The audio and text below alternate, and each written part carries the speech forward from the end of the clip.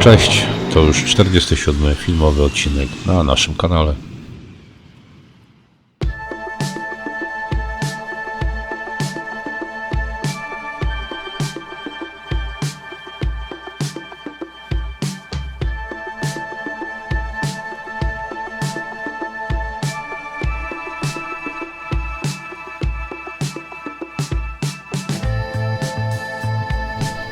To także drugi odcinek naszej paryskiej opowieści.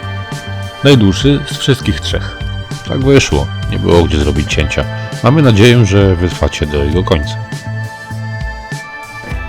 Zaczynamy go od Muzeum d'Orsay.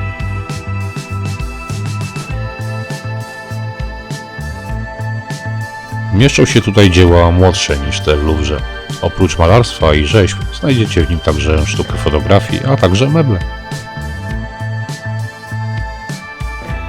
Budynek niegdyś pełnił rolę dworca kolejowego. Nie trwało to jednak długo. Elektryfikacja kolei spowodowała wydłużanie się składów pociągów. Zaczęły nie mieścić się na peronach. Padła nawet propozycja wyburzenia dworca, ale sprawa ta napotkała sprzeciw społeczeństwa. I tak w 1978 roku budynek wpisano na listę zabytków, a 8 lat później otwarto w nim Muzeum Sztuki XIX i początku XX wieku. Wśród zbiorów malarstwa największym powodzeniem cieszą się dzieła impresjonistów i postimpresjonistów. Chyba się tu nie narazimy nikomu, ale w d'Orsay czas spędziliśmy dużo przyjemniej niż w Louvre. Po pierwsze dzięki mniejszemu tłokowi, a po drugie przez dzieła, które są bliższe naszym zainteresowaniom, choćby Claude Monet. Wspominaliśmy w nim w naszym filmie Rouen. Tutaj oprócz chociażby jego obrazu Lilie wodne znajdziecie także cykl obrazów Katedra z Rouen właśnie. Vincent van Gogh z obrazem Autoportret czy Gwieździsta noc nad Rodanem. A także pochodząca z Krakowa, a zamieszkała w Paryżu Olga Boznańska. Przypisywano ją do impresjonizmu, jednak ostatecznie znalazła się w szufladzie postimpresjonalizm. Z d'Orsay wyszliśmy dużo bardziej zadowoleni niż z Louvru. Następna zarezerwowana atrakcja dopiero wieczorem, więc zapraszamy na spacerek po mieście. Nie sposób przejść obojętnie obok mostu Aleksandra III. To kolejna perła paryskiej architektury, z którego rozciągał się widok na Les Invalides, w którego kościele znajdują się szczątki Napoleona Bonaparte. W samym sercu Les Invalides w 2022 roku wystąpiła Hania Rani. Nasza rodzima pianistka, kompozytorka i wokalistka. Hania Rani jest popularna w Europie. Jej płyty obecne są na europejskich listach przebojów. Francuzi są szczególnie czuli na wrażliwą i ambitną muzykę.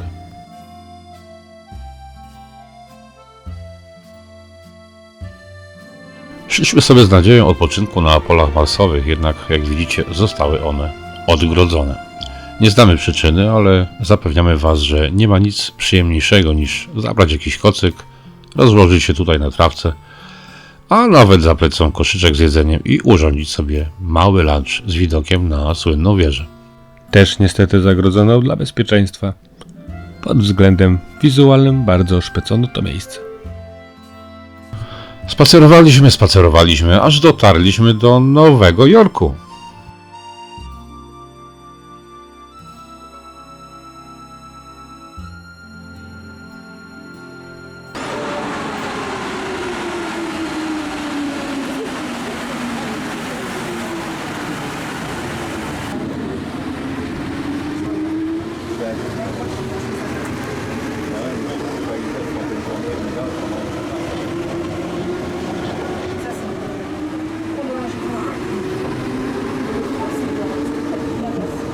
Nogi nas już trochę bolały, więc wsiedliśmy w metro i znów znaleźliśmy się w Paryżu. I to od razu na polach elizejskich. Przed nami kolejna zarezerwowana atrakcja. Zamierzamy się dostać na dach łuku triumfalnego. Wcześniej jednak obowiązkowo kawka na Champs-Élysées. Tego wam jednak nie pokażemy. Musicie nam uwierzyć.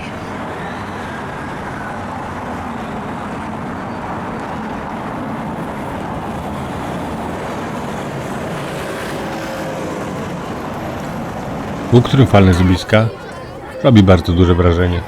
4 reliefy Marsylianki na jego ścianach i jeszcze bardziej. Tego dnia na placu pod Łukiem miały miejsce tzw. obchody ożywienia i podtrzymania płomienia, w której uczestniczyli żołnierze, kombatanci oraz władze. Okej, ale zbliżała się godzina naszego wejścia do łuku. Wraz z grupą innych turystów staliśmy przy wejściu. Ani nikt nie wychodził, ani nikt nie wchodził. Podeszliśmy do pana policjanta z zapytaniem, co się dzieje. Jest strajk. Nie wiem, ile potrwa. Może dzień, może tydzień. Odpowiedział niewzruszony. Plus był taki, że po wysłaniu reklamacji po tygodniu zwrócono nam pieniądze na konto.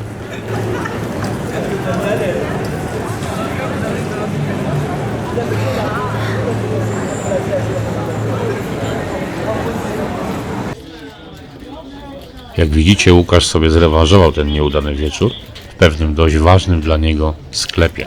Też na Champs-Élysées. W oficjalnym sklepie jest taniej niż w pamiątkowym.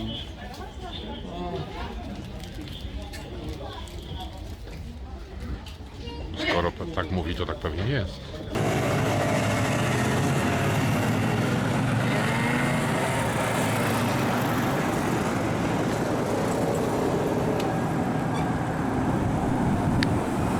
Jankowi pozostał widok tej słynnej ulicy i łuku triumfalnego przy zachodzącym słońcu.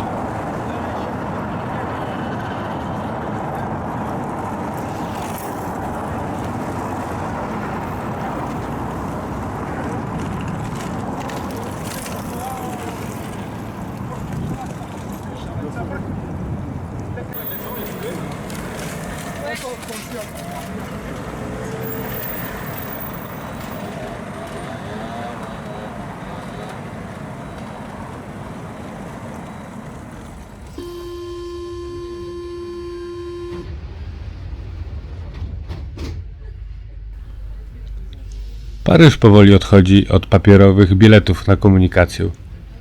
My na jednej ze stacji metra zakupiliśmy kartę Navigo, którą doładowywaliśmy w automatach biletowych. Niestety ten system na tę chwilę chyba nie jest do końca dopracowany, ponieważ nie wszystkie bramki chciały nam się otwierać. Na szczęście zawsze w pobliżu był jakiś pracownik metra i służył pomocą.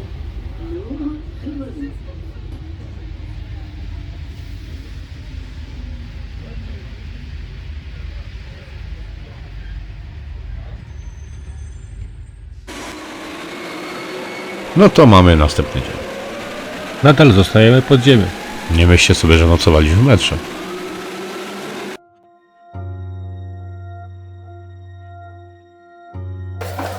Schodzimy znacznie niżej niż jeździ paryskie metro.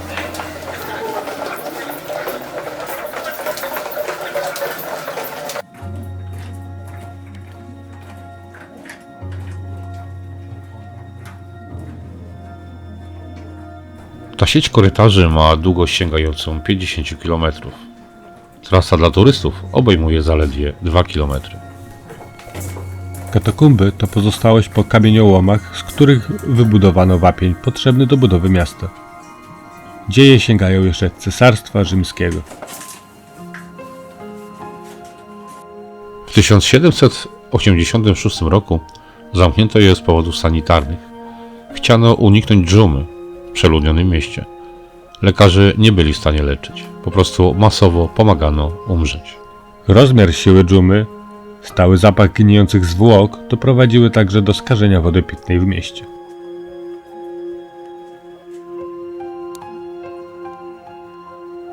Ludwik XVI zlecił znoszenie do katakomb zwłok ofiar epidemii, nawet z paryskich cmentarzy. My znajdujemy się w części turystycznej katakumb. Do tej nieturystycznej jest zakaz wejścia. Jeśli znacie kogoś, kto zna kogoś, a ten ktoś jeszcze kogoś, to może mielibyście szansę, by wejść do części zamkniętej. Jednak jest to nielegalne i niebezpieczne. Taka wyprawa odbywałaby się niejednokrotnie w błocie, ściekach, smrodzie i w bliskich kontaktach ze szczątkami dawnych Paryżan.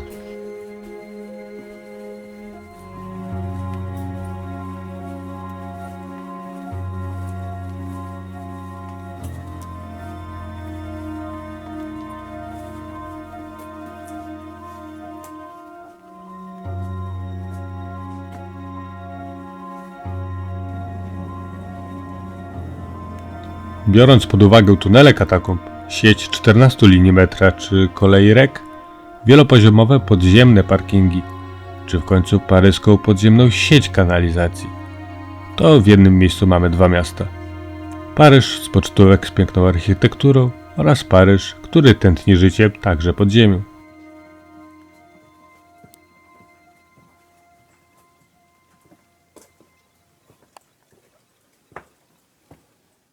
No to czas wyjść na powierzchnię. Z Boulevard Saint-Germain łatwo dostać się do Panteonu. Od 1885 roku budowla pełni rolę mauzoleum wybitnych Francuzów.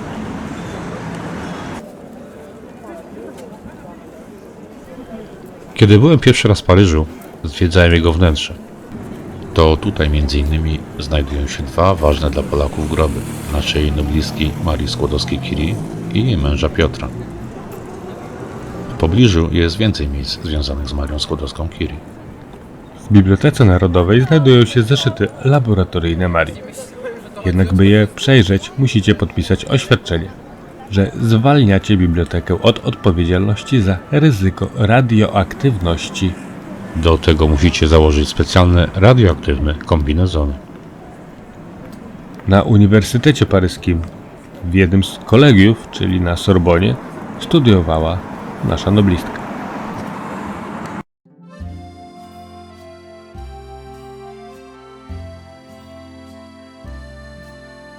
Jest też Instytut Curie, międzynarodowe centrum badawcze skupiające ponad 3,5 tysiąca badaczy.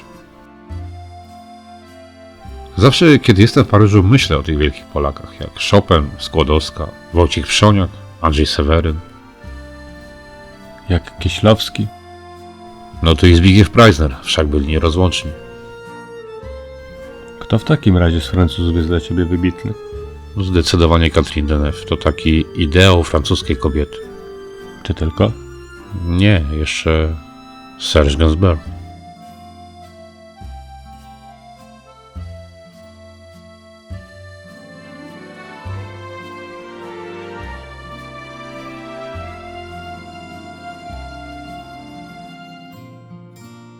To zjemy sobie teraz naleśniki z bananem i z nutellą.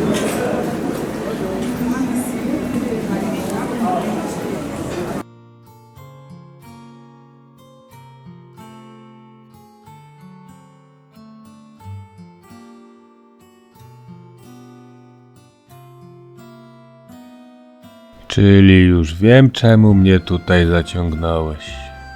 Do domu Serge'a Gainsbourga niestety nie udało nam się dostać biletów. Nie spodziewaliśmy się aż tak dużego zainteresowania biletami, mimo że dobre 2 miesiące wcześniej próbowaliśmy je zdobyć. Szkoda. Zapewne byłoby to doskonałe uzupełnienie tego, co zobaczyliśmy chwilę później w sąsiadującym z domem jego muzeum.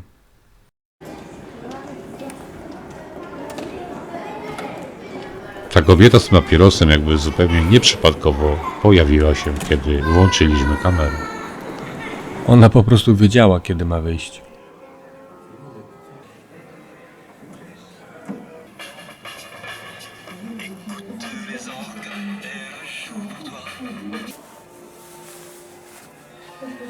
Fanom nie musimy przypominać, że oprócz słabości do papierosów i kobiet, Gainsbourg kochał także muzykę Chopina.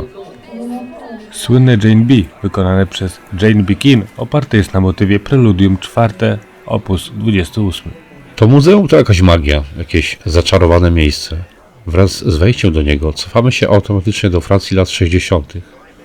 Te wszystkie biograficzne historie Serge'a, jego romanse, Brigitte Bardot czy wspomniana już Jane Birkin, jego muzyka. Tu po prostu trzeba być. Kto nie widział jeszcze filmu Gainsbourg, musi go koniecznie zobaczyć. Całe to muzeum to jakby scenariusz tego filmu. To muzeum to muzyka, to erotyzm, to po prostu on. Apogeum odwiedzin była ekspozycja dotycząca największego erotycznego przeboju tego świata, Jeté Manin Plus. Elle avait de ses yeux un vrai chat abyssin, et ses seins 2 sphères, entre lesquelles j'abandonnais 2 mois de salaire pour y rouler mon pauvre joint. Zakazanie grania go w wielu krajach ze względu na zbyt wyuzdany, intymny tekst jedynie przysporzyło jeszcze większą jego popularność.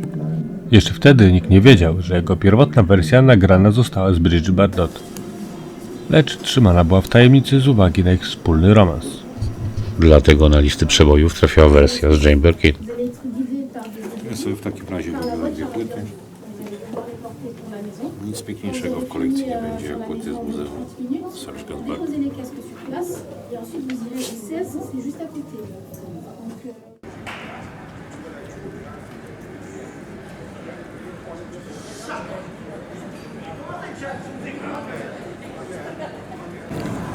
Po takich muzealnych doświadczeniach czas na prawdziwie francuski obiad.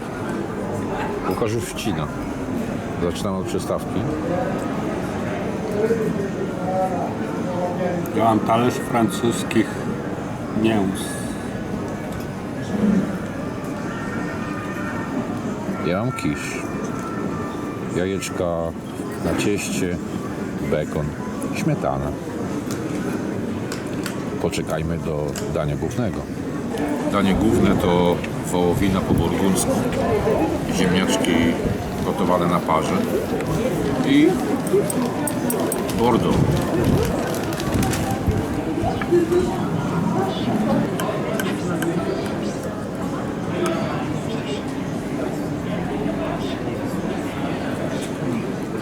Taka delikatna, fajna, pyszna. Przyszedł czas na deser. Lody mamy te same, tylko że ja mam waniliowe. A Łukasz truskawkowy.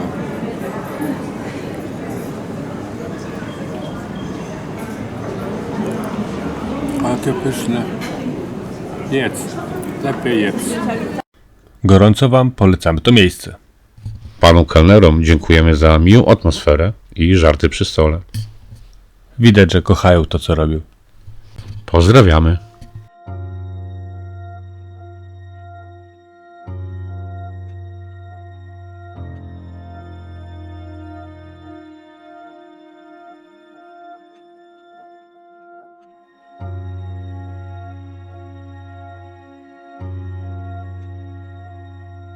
Po dobrym jedzeniu czas na mały odpoczynek.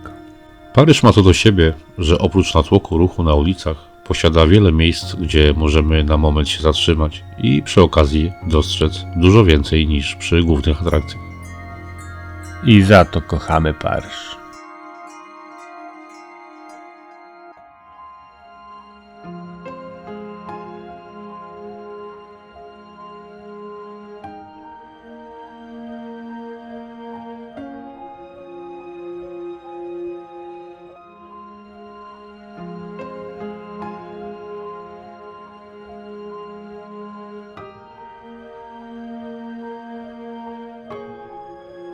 A to dawny dworzec. Obecnie chyba największa galeria handlowa. Jaka była nasza radość, kiedy w sklepie muzycznym Fnac znaleźliśmy przegródki z płytami polskich wykonawców. Jak myślicie, kogo? A to by było dobre pytanie konkursowe, ale wyręczymy was. Oczywiście to były płyty Hani Rani i Riverside. Pytanie konkursowe będzie inne. Właśnie przyszedł na nie czas. Troje z Was otrzyma jeden z tych magnesów.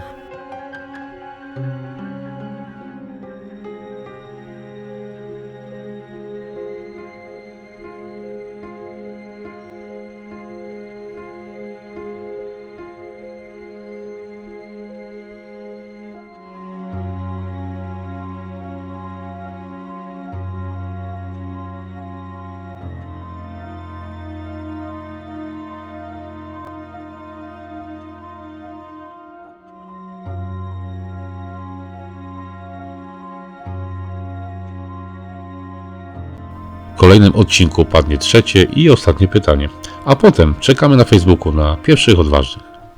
Zaliczamy tylko odpowiedzi na wszystkie 3 pytania. Prawidłowe oczywiście.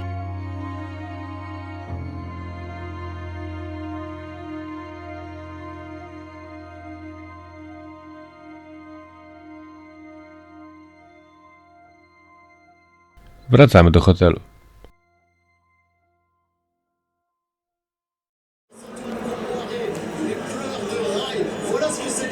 Dziś wieczorem mecz PSG-Arsenal. Noc w Paryżu zapowiada się emocjonująco.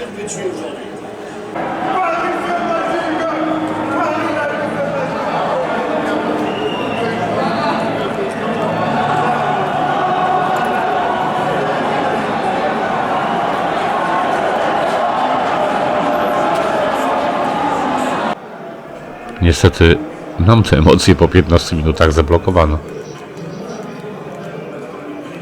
PSG zdobywa awans do finału Ligi Mistrzów.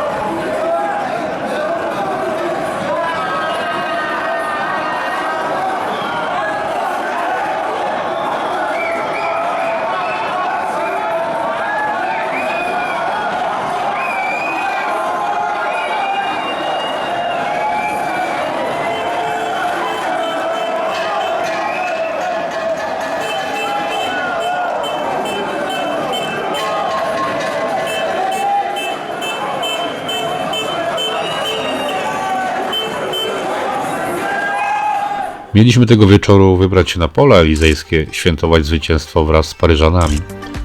Chyba jednak dobrze się stało, że zostaliśmy w hotelu. Tutaj też są pseudokibice, którzy niszczyli tam samochody. I kładziemy się do łóżka, a wy już teraz szukajcie kolejnego, 3. odcinka z Paryża. Janek. Łukasz.